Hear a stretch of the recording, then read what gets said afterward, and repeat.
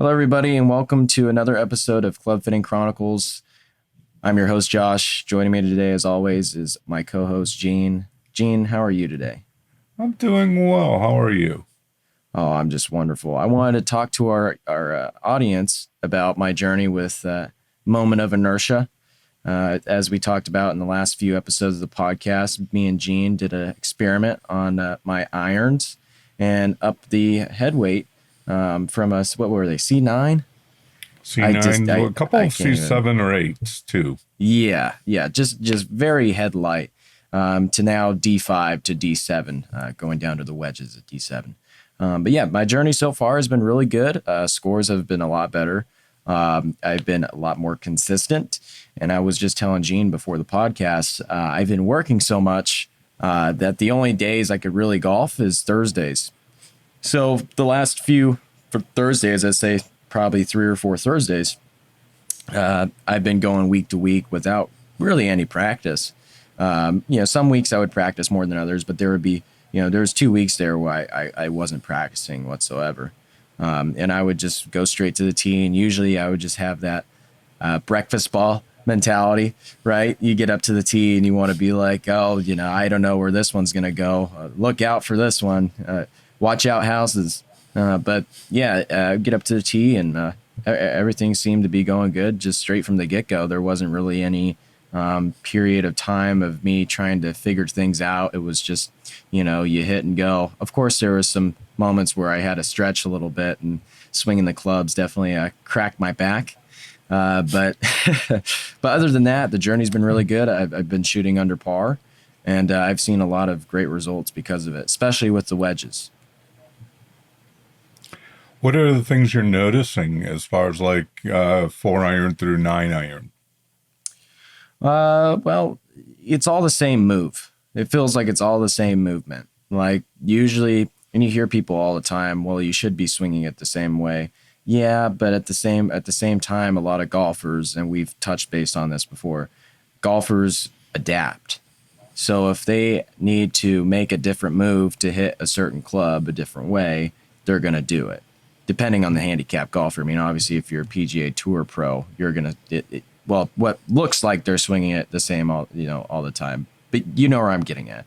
It Right. just felt all The the same same. feel. Exactly. Felt all the same. There was really nothing I had to do to make up for that feeling of awkwardness, which there was very little feeling of awkwardness. And the wedges too. It's a lot easier for me to just fight a wedge and not have to overpower it. And I think my issue with the wedges is I would swing way too hard with them, and they would go super high. And I was always wondering for the longest time, why am I hitting it so high and spinny? I mean, I was hitting these just moon bombs with my pitching wedge and my 56, and it was just really, especially my 60. The 60 especially was going extremely high, and they just weren't going anywhere.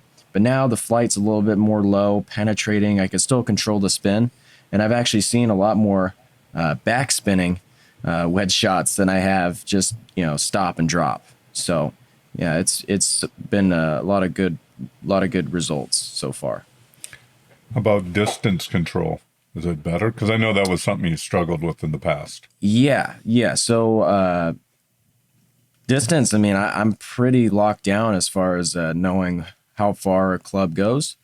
Like usually, I would catch a flyer, especially with the ping irons, because I mean, most of our audience probably knows this, but I have ping irons, and the thing about ping, and everybody talks about ping when the irons, they're hot faces. You catch one on the toe and it'll go 250 yards, right? I guess they say lack of consistency and distance with the irons, but for the most part, the dispersion rate is so much tighter that I'm not really hitting the hot spot of the face to catch it and make it go further than it needs to. So I'm hitting yardages more consistently, and I've actually been able to put it closer to the hole because I know how far I'm going to hit a certain club. That way, I'm more confident in a shot, and then everything just goes right. And I've actually hit a lot more greens and made a lot more putts because of it too. So that's definitely been a factor in my score being lower, just because I'm hitting so much more greens and I'm not leaving myself short or going way long or doing this, that, and the other. That's going to give me a difficult up and down and a chance for a bogey. Cool. I'm glad to hear things are working out.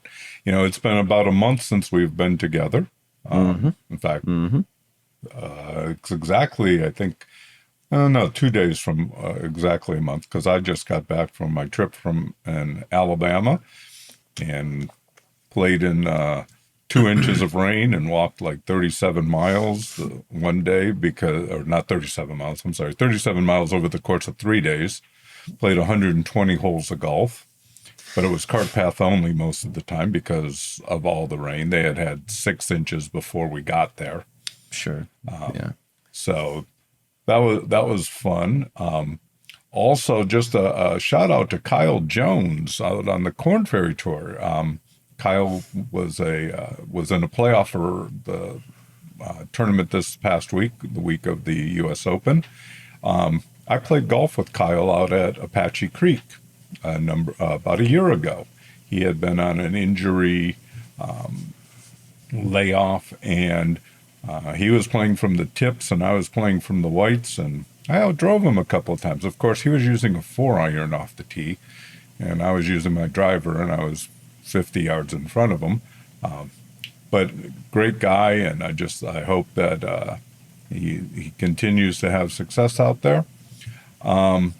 Also, a couple things just to follow up on some things that we had talked about. I had mentioned building a set of irons for my friend who's 6'9", and I talked about making a standard set. Well, I didn't mean standard length for the average golfer like myself, a 37.5-inch 6-iron.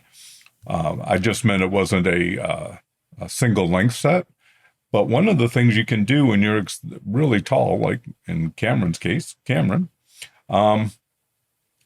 step down the clubs by 3/8 of an inch. So we found out he needed a 39.5-inch 5-iron. And then from there, we stepped down all the clubs by 3/8 of an inch until we got to the wedges, which then became 1/4-inch steps. And the reason for that is the long clubs weren't an issue. It's the short clubs for him that were the issue. So just wanted to follow up on that. Another thing that I talked about heavier when I was MOIing my clubs and when I was playing around with counterbalancing. One of the things that I forgot to mention is I was using the brand new at that time, the Excel grips from Win, which weighed like 44 grams. And I was talking with a pro, and he was telling me, "Oh, you need to pull the butt down on your clubs. That's why you're laying the club off. You got to pull it down." And I was like, I don't feel the stupid butt of my club. And so I put a screw into the grip cap and added some weight and got a bigger screw and added a little bit more weight until I found, oh, that's where the butt of the club is. I found it. So I weighed all that, and I ended up putting together my clubs with just a heavier grip. When I went to the 20 and 30 gram counterbalances, that was just too much weight. Even the 12 gram counterbalance was pushing it. I needed to be somewhere around 52, 53 grams.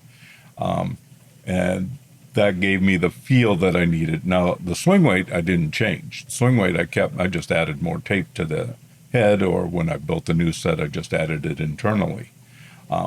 But that was one of the things that I wanted to clear up as far as heavier grips, and feeling the butt of the club. And why I couldn't before was simply I was using a brand new technology and a really light grip. And I can tell you never want to play with those in the rain, because I had one tee shot where the driver went about 125 yards because I couldn't hold on to the golf club. It just flew out of my hands. Fortunately, it didn't hit a tree or anything. And last but certainly not least, single length clubs. We talked a little bit about those. We'll probably come back to that in another time. But one of the things that I find right now, Cobra's one of the few companies that offers a single length club. Swing weights on them are way light, D0, D1. But the bigger issue I found is their length that they're using. I find that, as long as you have a head that's designed to give you a little bit more ball speed, generally speaking, somewhere between your 7-iron and your 8-iron length is a good length. Because what happens is, like I was playing with a guy with single length Cobras, and he get to his 9-iron, and his 9-iron is like, I think his 7-iron or his clubs were all 37 and a quarter, 37 and 3/8 inches long. And so his 9-iron just felt too long. So what did he do? He choked down on it. Well, that brought the swing weight down to like C nothing. And he thinned it all the time. And he just did not feel comfortable with it that long. What I did with my set, everything until I get to my pitching wedge is my in between my 8 and 7-iron, which is 36 3/4. And then when I went to the pitching wedge and the gap wedge, I stayed at normal length. I'm sorry, the 8-iron, I went down by 1/4 inch. And so my 9-iron and pitching wedge are a 1/4 inch shorter than the rest of the clubs. I don't lose any distance with that 1/4 inch. It's just more of a comfort of standing. I've stood over the ball too many times with a 9-iron in my hand to have me standing there holding like what feels like an 8-iron or not 7-iron. So that was the other thing that I wanted to cover just a little bit. Single length irons, big problem that I see is they just start too long. Unless you're a big guy, if you're 6'2", 6'3", I guess you could handle it. But if you're 5'10", having a 6-iron as the length of all your clubs is a little bit long. Not Bryson ideal. can get away with it because, Bryson's a bigger guy. I'm not that big. So, Josh, we talked about getting together and putting together a 3-wood. And for our listening audience, I've been getting asked or get emails a lot. And the thing that always pops up is there's no golf shop near me. I have no way of getting this done. I have no way of, a number of different things, checking on this. And my heart goes out to you because, golf is a hard game. And if you're trying to figure it out all on your own, it's a tough way to do it. One of the things that we're working on, and I would greatly appreciate any feedback, is giving you a way of utilizing my services. If you need a club built, or if you want to experiment with something, or if whether it's a driver or fairway wood, like today we're going to talk about building Josh a 3-wood, you want a set of irons, whatever. I'm coming up with a way of doing that. I have one customer, I shouldn't say that. I should say he's a listener because that's what he is. I have one listener who's interested in kind of being our guinea pig. And we'll see if that ends up playing out. He's asked me about it, if I could help him out because he has nowhere to go. He doesn't want to get a set of clubs from Walmart. So stay tuned for that. Pay attention. But today we're going to talk about a lot of the things that I would want to know if I was going to be building you something. In the case of Josh, even though we live, probably 5 miles apart. When's the last time I saw you, Josh? Back in April? Yeah, I would say something like that. Yeah. So even Josh and I are doing this kind of remotely. We'll probably have to get together physically just so that I can show him some club heads. But these are the things that we would need to know. So, Josh, let's start talking about your 3-wood. So first of all, tell me about what's happening lately, because we didn't touch base on that. Have you been still hitting the 3-wood? I have. That we added all the weight to? I have, yes. And the results? Well, what are you noticing?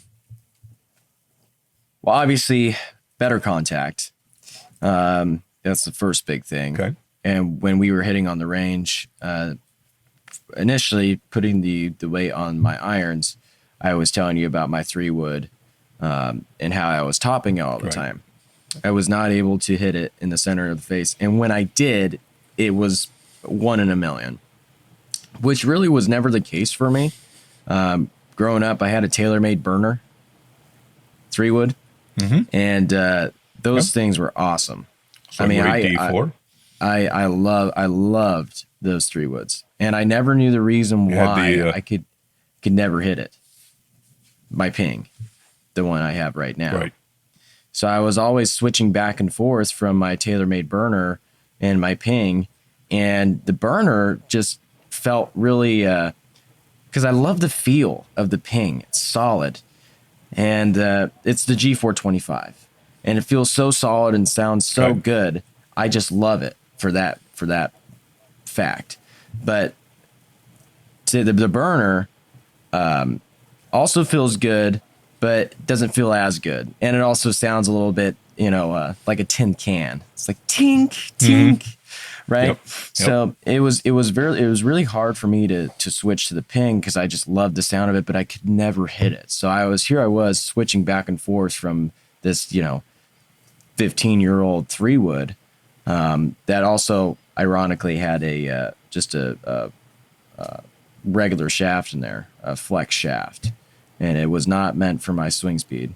Maybe for when I was still in high school and starting out playing golf, it was the perfect club for me. But now, obviously, that's not the case. I swing it not a lot. I don't swing it a lot harder, but I swing it differently. And so ever since we added that extra weight to the ping, I've been hitting it a lot more consistent. I've had a lot more confidence over it. For the longest time there, I would never, ever go for a green and 2. And for the most part, I don't anyways. But there has been a few moments the last few rounds where I've been 260 yards out and I pull out my 3-wood and I hit the green. Both times I tried. So, and actually it was hole number 9 at Mountain Brook. I made eagle 2 weeks in a row. And that was because I went for the green and 2. And the first time, pin was in the back, and ended up putting it in the middle, made it like 30 feet away. I made it. And then the second time, it was a front pin, left it short, 10 feet away from the pin, and made it for another eagle. So with that being said, consistency of contact has been a lot better. The feel and confidence standing over the ball with my 3-wood has gone up, and all in all, I could feel the head more, and it feels like I could just drop it in the slot with no problem. I don't have to force anything. Cool. So is it still true, because you had mentioned this the last time we talked, that it still feels a little light, the shaft? The shaft, a little bit, yes. It compared to the head weight, yes. Okay. The shaft, you could definitely, that's what I mean by you could feel the head. You could definitely tell a difference in the shaft and the head weight, for sure. 100%. Okay. And then in addition to that, are you still, I know to land it on 9, you had to hit the ball high. Yes. Because that's a pretty elevated green. Yes. Are you still, because before you had mentioned you're thinking you're hitting it a little bit too high. Mm-hmm. Is that still the case? I think so, a little bit. I also was playing a different ball. I was playing the Strixon Q-Stars, and those are kind of mid-launch, mid-flight golf balls. They're a little bit lower flight, but the 3-wood itself is the straight flight technology. The head, so it's really spinny. It's really spinny, and that's the only issue. Other than everything else, that is the only issue that I have with it, is that it comes off the face really high and sometimes really spinny. Okay, because I would love for you to be able to reach any of the par 5s that you're playing and have confidence that you can get there. Me as a 65-year-old guy, I was playing out at Las Colinas last week, shot 66 one day and 67 the next. And and then played yesterday until I pinched a nerve in my neck, and then I couldn't grip a club because my thumb hurt so bad. But I've reached number 5 all 3 of those rounds with drive or 3-wood, and the longest was I was 240 out. Right. Now I'm not carrying it 240. I'm carrying it to that little swale in front of the green, and then it's chasing up to the green. I couldn't do that at number 9 over at Mountain Brook. I'm not going to chase the ball up that hill, but I want to look for something that we can work with to achieve that. So my first question is the function with that club, is distance the most important aspect or accuracy? Definitely accuracy. Because like I said, I don't really go for par fives for the most part, mainly because I am more of a strategic golfer and I kind of stray away from, unless there is a moment where I can be aggressive. I will always, give myself a wedge in, whether that's 90 to 100 yards. That's the yardage that I'm the most comfortable with. So definitely accuracy when it comes to my 3-wood, because I mean, distance is, I don't want to say that I'm the longest hitter, but distance definitely is not an issue for me. So I am not worried about distance whatsoever. And that was the thing about my burner, is I would always use it off the tee. Always. If my driver was not working, I would always go to my burner. And a lot of people for a long time, and a lot of my prior coaches could attest to this, they would always say, you hit your 3-wood better than your driver. And that was always the case with my burner. I was always hitting it straight, no matter if it went 230 or 260, because you could catch a good one on those burners and they would go a mile. And, distance is not really what I'm looking for, as long as I can hit it straight and have confidence over the ball. Hey, I'm going to put this in the fairway. I'm going to put this on the green, whatever the case may be, as long as it's straight. Okay.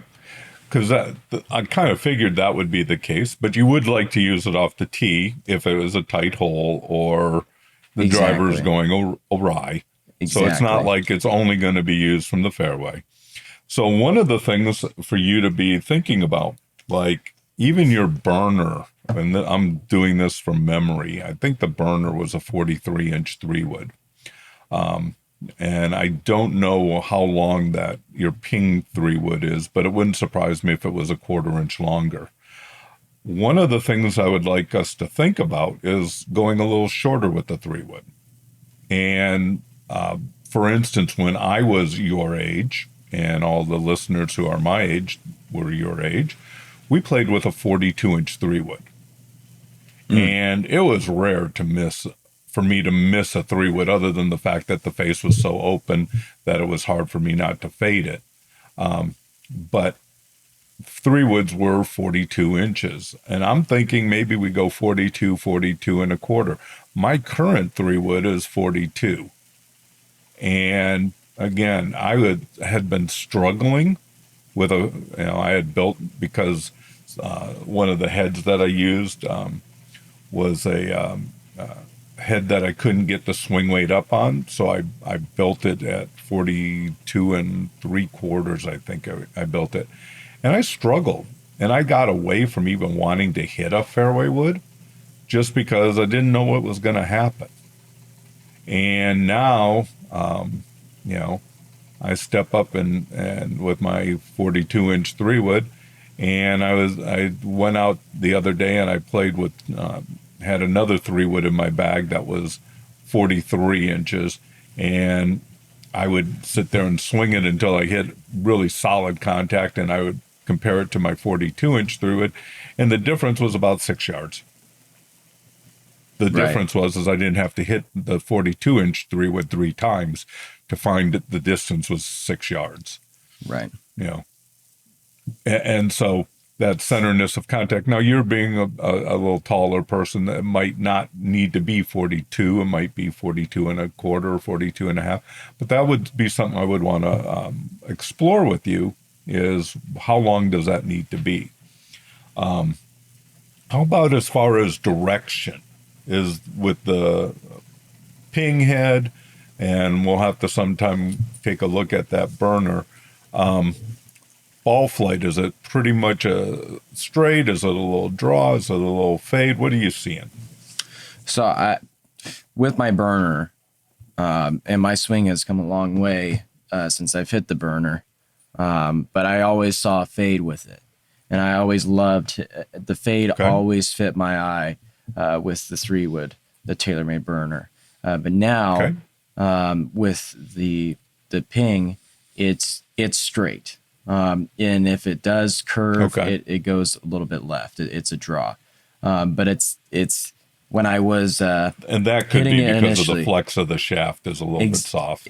Exactly. And also with the head weight being lower, this is before we put the tape on it. It would be a hook or a top just because it was really light. So that also could attribute a little bit just with the weight being added on. But at the same time, I like seeing, straight, if not a little bit of a fade with the 3-wood, just because I grew up hitting that burner with a fade and I was so comfortable with it. And then now the ping, it feels great. Everything's great about it. It just, some shots don't really fit my eye. Okay. So one of the things that we can do with that is call out when I order ahead, we can call out 1 degree open. We could call it out 1.5 degree. We can, whatever we want it to be, we can set it up to give you a little bit more of a fade bias. Because my guess is with the burner was probably open. Yeah. And my guess with the ping is probably a little bit open, but again, that shaft is soft for me. Right. And so my guess is you're able to get that club head is just closing just slightly, which is going to cause maybe a little bit of a draw. But the fact that it is also designed to hit the ball straighter, chances are the spin is going to help keep the ball going straight rather than curving as much. So that's something we'll have to kind of look at. Shaft weight. Do you know what the shaft weight of your driver is? The shaft weight is 75 grams. On your driver? Mm-hmm. Okay. So my guess is we're going to be looking at something in the 75 to 85 gram range, because I think your 3-wood right now is like 60. And then we added lead 55. Tape trying to get it somewhere near 70. Yeah. 55. Okay. Yeah. So we're probably at around 65 grams right now. Yep. So the big question is if it was the weight of your driver's shaft, again, I want you to kind of imagine and then grab your club later. If the shaft weight was the same as that, would that be sufficient, or would we want to go a little tiny bit heavier? Looking at your irons, I know what your irons are, kind of, your 4-iron is your lightest shaft because of the ascending weight technology that they're using.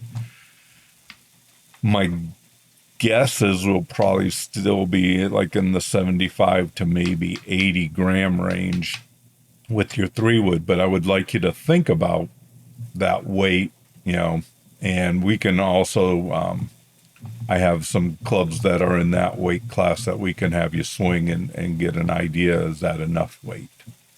But what are your thoughts as far as the weight? I don't want it to get to be, because I'm guessing your hybrids are not even at that 80 gram range. So I don't want it to be like, okay, we made the 3-wood a little heavier, now the hybrid feels terrible. Right. Yeah, the hybrid, we added weight to it as well. So that's probably in the same ballpark of what my 3-wood is right now. So if we wanted to go heavier, and I'm just kind of imagining it and trying to feel, I think heavier, 75 to 80 grams. Just thinking with the weight, because obviously the more weight, the better for me at the moment. From what I've experienced, I like the feel of the heavier clubs. And like we said before, the 3-wood still feels a little bit too light in the shaft, and the head weight's good, but it just feels head heavy. You know, it's just Yep. there's too much focus on the head weight. Right. Whenever I Yeah, pick it up. and your 3-wood shaft is lighter than mine. Right. I have a 75-gram shaft in mine. Right. Yeah. So it should be 75 to 80. Just considering Okay. I have the even flow black 75 in my driver. Okay. And I love the feel of it. In your And driver? I haven't switched in a long time, and I hit my driver fairly decent. So yeah. How about as far as what you like to feel from the shaft? I'm going to guess that you like it to feel pretty darn stable. Yeah, definitely You don't want to feel waggle. the head kicking through. Yep. Right. You don't want to feel a head kicking through. You don't want to feel like I got to time my swing just right because otherwise the head feels like it's way in front of me, Right. which is generally is a higher launching shaft feel. My guess is more like a mid to mid low launch type shaft will give us that stability feel because we don't want you to hit like 40 foot high moon rockets instead of, you're coming into the green now and it skips off the green, goes across the street, and then bounces down the road a little bit. Right. So we want you to be able to get the ball up in the air, but we don't want to make it so that you can't get the ball up in the air. Correct. Okay. So ask you a tough question. When you swung my driver before, if you can visualize that driver, how did that shaft, other than it was the flex was a little bit soft for you, how did the stability of the shaft feel? I mean, it felt pretty stable. Yeah. Okay. You're talking about the yellow shaft, right? Correct. Yeah. Yeah, that one was good. It felt good. I'm thinking that shaft comes in a 75 and an 85-gram shaft. Gotcha. And so you'll be able to play night golf with it because it'll glow. It's fluorescent. And, yeah. But it gives you that. It's not a tip stiff. It's a kind of a in between a mid and a tip stiff shaft, which gives you, it's not going to smother, and keep press the ball flight because it's not going to be stiffer than you need, but it's going to give you stability. Because the other thing I don't want it to feel like is you got a piece of rebar and it just clunk. Mm-hmm. Right. Because you like that explosive feel coming off the club face. And that's correct. Where that comes from is through the shaft.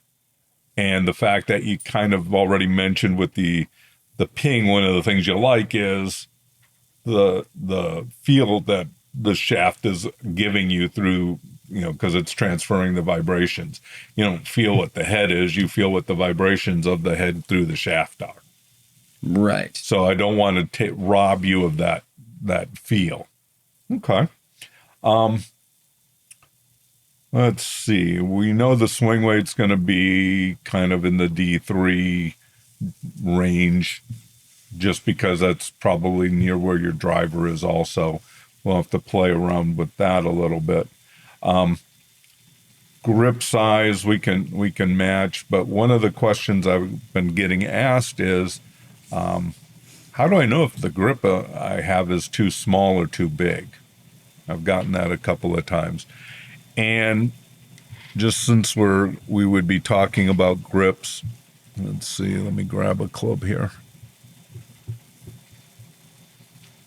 So, first of all, this grip is like 3 years old.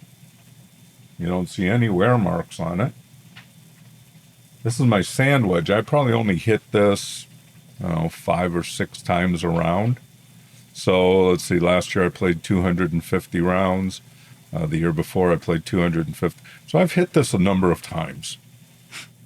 But the reason you don't see any wear marks is because it's the right size. Now, one of the things that you need to look at when you're looking at your grips is the ring finger on your left hand when you put it on the club.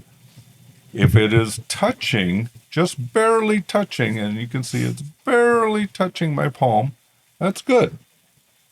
Most golfers, though, grab the club in their palm. If you ever have had the club spin in your hands, it's because you're holding it in your palm. Most tour players are going to play it in their fingers. I can squeeze with my fingers. If you need to open the jar because it won't open, you don't palm the jar and try to open it. You use your fingers because your fingers can close. You can't close your palm. Golfers try to close their palm around the grip. If you're a palmer of the club, you need to probably add about 2 wraps of tape to make up the difference, because your fingers are going to dig into your palm, and the fact that it's so much smaller than what you're putting your hand around, your hand is going around something smaller than what it can comfortably fit, it's going to twist. It's still going to twist somewhat if you build up the grip, but not as much. But if you're seeing wear marks, right, usually where your thumb goes, right in here, or some people, right up in here, you'll start seeing some wear marks. That's an indicator that your grips are not the right size. So on Josh's case, we can look at his grips, but that's something for you to think about from a golfing perspective. Does the club spin in your hands often? If it does, it might be because you're holding the club in your palm and the club is too small. If your finger is digging into your palm, your ring finger is digging into your palm, you got to do something about that. The other thing that you have to look at is the right hand. Most of you, if you're a right-hand golfer, your right hand is bigger than your left hand. It goes on the bottom of the club. That's the smallest part. One of the things that I learned a long time ago is we always add an extra a wrap of tape for the bottom hand down. We measure down, okay, how far down do we have to go? I have to go down this far on the grip, and then put another wrap of tape to try to build up for that right hand so that it has something to hold on to. Some people, we even add 2 wraps of tape to build it up. If you ever use the +4, the reason it's called a +4 is because they've added the equivalent of 4 wraps of tape there, trying to take out the taper a little bit, which is not necessarily a good thing or a bad thing. It's just a thing. It depends on what you're used to. So Josh, what kind of grips do you use? I'm trying to remember.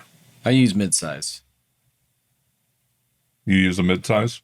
I do. And is it like a Tour Velvet? No, it's just the multi-compound.